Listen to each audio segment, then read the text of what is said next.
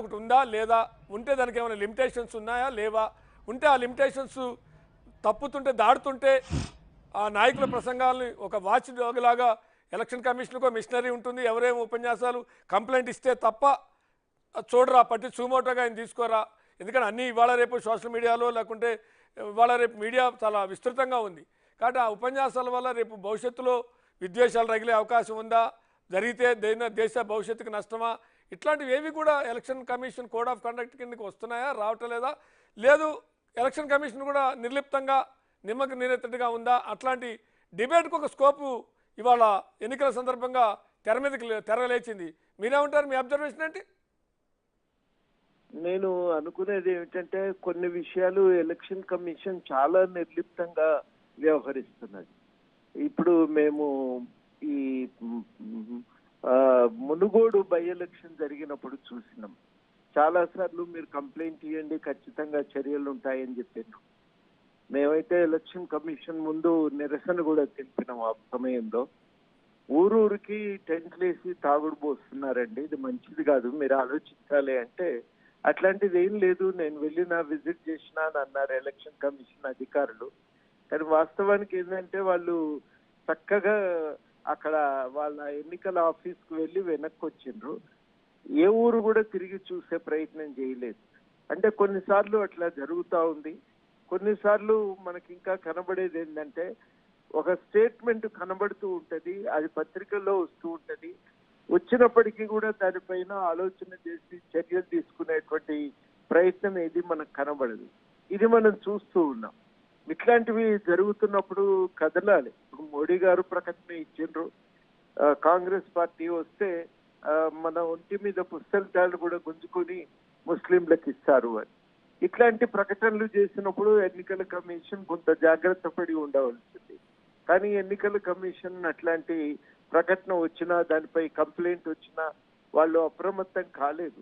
ఎవరు చేసినా, అది వారు చేసిందని కాదు, అది ప్రస్తావిస్తున్నా, ఎవరు చేసినా దానిపైన వెంటనే కదలాలి. కానీ అటువంటి స్పందన ఏది ఎన్నికల కమిషన్ నుంచి కనబట్టం లేదు.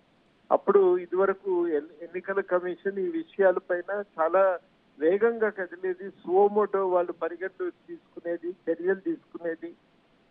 ఒకప్పుడు డి శ్రీనివాస్ గారు ప్రకటన ఒకటి ఎన్నికల్లో చేస్తే మేము ఆ ఎన్నికలు దాన్ని ఆ ప్రకటన మీద ఎన్నికల కమిషన్ వెంటనే స్పందించింది, తప్పు, ఇట్లాంటి ప్రకటనలు మీరు చేయవలసింది కాదు అని. అట్లా ఎన్నికల కమిషన్ ఇవాళ ఈ మధ్య కాలంలోనైతే అన్ని ప్రకటనల విషయంలో చాలా జాగ్రత్తగా ఉండవలసింది. ఆ పట్టింపు కనబడటం లేదని నేను భావిస్తూ ఉన్నాను. అంటే ఎందుకు అసలు ఆ పరిస్థితి ఎందుకు వస్తుంది రాజకీయ పార్టీలకు కూడా అనేటువంటిది కూడా ఒక ప్రశ్న. ఎవరైనా అంటే ఇందాక పోరెడ్డి గారు అంటారు పేపర్లో అట్లాంటి వాటికి మైలేజ్ వస్తుంది కాబట్టి మాట్లాడుతున్నారా, లేదు వాళ్ళు మాట్లాడింది మీడియా కూడా దాన్నే పికప్ చేస్తున్నాయా, లేదంటే రాజకీయ నాయకులు ఎందుకు రాను రాను ఒక రకంగా డీగ్రేడ్ అవుతున్నట్టుగా మాలాంటి వాళ్ళకైతే కనపడుతుంది ఉపన్యాసాల్లో అనేటువంటిది.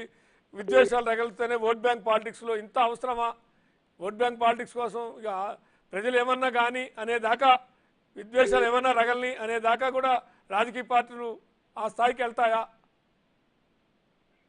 బహుశా నేను అనుకోవటం ఏంటంటే ఏదో ముగించుకొని వెళ్ళిపోదామనే ఆలోచన ఉండి ఉండవచ్చు. తర్వాత ఏం చేస్తున్నారంటే ఎన్నికల కమిషన్ కూడా దానిపైన ప్రభావితం చేసే ప్రయత్నం కూడా జరుగుతూ ఉంది. రకరకాలైనటువంటి ఉదంతులు ఉన్నాయి, వాటిపైన లోతుగా విచారణ జరిగి ఉంటే బాగుండేది. కానీ అట్లాంటి ఆరోపణలు కూడా ఉన్నాయి ఎన్నికల కమిషన్ మీద. మూడోది ఏంటంటే కావలసిన వాళ్ళని ఎన్నికల కమిషన్ లో వేయటం అనే తంతు కూడా మొదలవుతున్నది. కావలసిన వాళ్ళను ఎన్నికల కమిషన్ లో వేయటం మొదలు పెడితే అప్పుడు వాళ్ళు దానిపైన స్పందించడం కానీ చర్యలు తీసుకోవటం కానీ సాధ్యం కాదు. ఇవన్నీ మనకు కనబడుతున్నటువంటి వాస్తవాలే.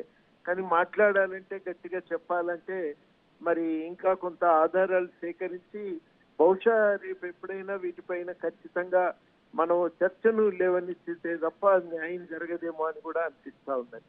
ఈ మధ్యన మనం చూస్తూనే ఉన్నాం, కమిషనర్ రాజీనామా చేసిండు, ఇంకో ఇద్దరు కమిషనర్లు ప్రభుత్వం తనకు దానిపైన పెద్ద ప్రతిపక్షాల భాగస్వామ్యం లేకుండా, కోర్టు సూచనలు లేకుండానే వాళ్ళు ఏకపక్షంగా నియమించుకోవటం కూడా మనకు కనబడతా ఉన్నాయి. ఇట్లాంటివి జరిగినప్పుడు నిర్ణయాలు ప్రభావితమయ్యే అవకాశం ఉంటుంది కదా. తమను నియమించిన వారిని పైన చర్యలు తీసుకోవటానికి వెనక ముందు ఆడే అవకాశం కూడా ఉంటది.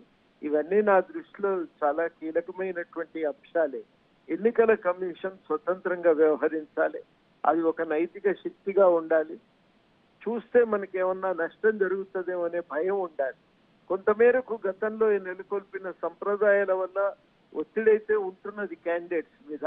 కానీ ఇప్పుడు ఎంత విస్తృతంగానైతే ఎన్నికల కమిషన్ తన అధికారాల్ని పరిధిని ఉపయోగించాలో అంత విస్తృతంగా ఆ ప్రయత్నం అయితే జరగట్లేదు.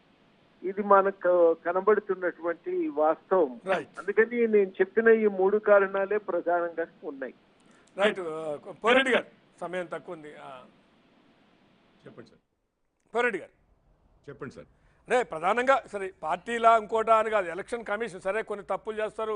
ఒక్కోసారి అక్కడ ఉన్నటువంటి కాంక్రీట్ కండిషన్ల వల్ల ఎక్స్ట్రీమ్కి వెళ్ళి ఉపన్యాసాలు చెప్తారు, పేగులు మెడలు వేసుకోవటమా లేకుంటే పుస్తెలా అలాంటి ఇంకోటి. కానీ ఒక బ్యాలెన్స్ చేయాల్సినటువంటి వ్యవస్థ ఒకటి ఉంది. ఉపన్యాసాలని అందరినీ నేను ఇప్పుడు ప్రధాన పార్టీలే ఫేక్ వీడియోలు